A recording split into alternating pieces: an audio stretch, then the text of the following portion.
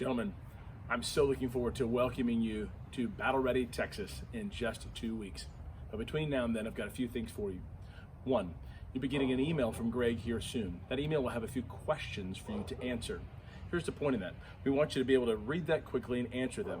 Don't worry too much about being too thorough. Just answer them honestly and get them back to Greg so he can take all the answers from each of one of the guys, put them together, and then send them back out so that in advance we can be reading the answers to those questions to frame our time together. Now, some of the questions will be, remind us of your wife's name, your kids' names and ages, and what they've been up to, and a little update on yourself as well. Again, that'll help frame our time together. Some of the other questions will be a much deeper, heartfelt level. Things like, what's one of your top or several of your top heart level fears? And the word fear there, I want you to pull that like a thread. Like when you say fear, that's worry, concern, things that have just kind of gripping your heart, things that you'd say, these things concern me, or that I'm truly afraid of. We'll talk more about that, but that'll be one of the answers, questions that we want you to answer. The other one's gonna be the other side of the coin is, what's one of your great desires? One of a few of your greatest desires right now in this season of life that is a heart level desire that you want to see. And so answering those questions will again help frame our time together. Second thing would be committing to praying for our time.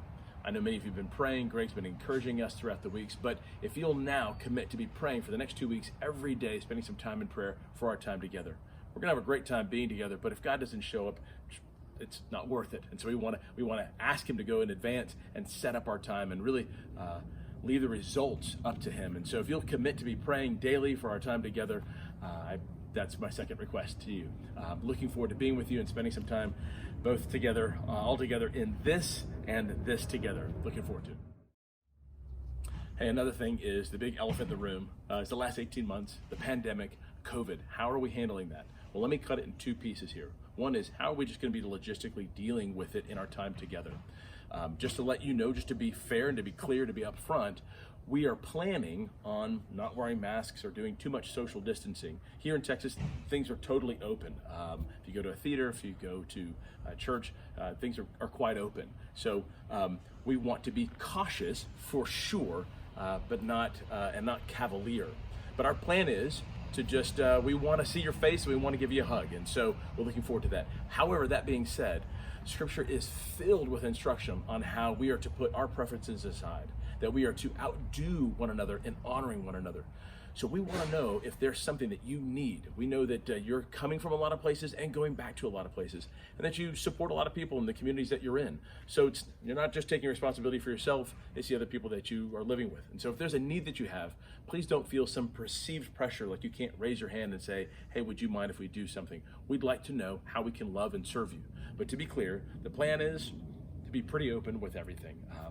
Again, cautious and not cavalier. So again, we want to take all the cautions we need to take to enjoy all the freedoms we possibly can and know how to enjoy ministering one to another. So that's one portion, is just, again, let us know what you need, if there's a way we can serve you in that. But otherwise, to be clear, we'll be enjoying those freedoms. The second part is, how will we be talking about it? Because we know that the pandemic itself is very emotionally charged, politically charged, economically charged, and so on. Many conversations that I'm having these days almost always start with, can you believe what a crazy world we're living in? I can't believe the supply chains, this and that. And there's so many cascading effects. Some people are just fatigued and exhausted about talking about it. So on one hand, we just want to say, no talking about that pandemic at all. And yet at the same time, we're finally going to be with brothers that we might want to have some healthy conversations about it. So we're trying to set the environment that, listen, we know that it's impacting our lives, but we just want to have a great sensitivity and a great caution on bringing up all the political sides of it, all the things that can be divisive and distractive. We know the enemy would love to actually rob away some of our time.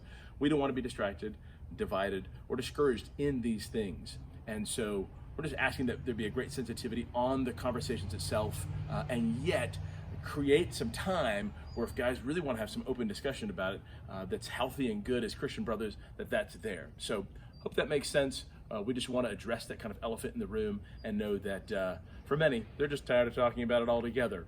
And others are maybe ready to have a little bit of a healthier conversation about it. At the end of the day, God's plan will will not be thwarted. So looking to be together soon. Hope that all makes sense. Thanks.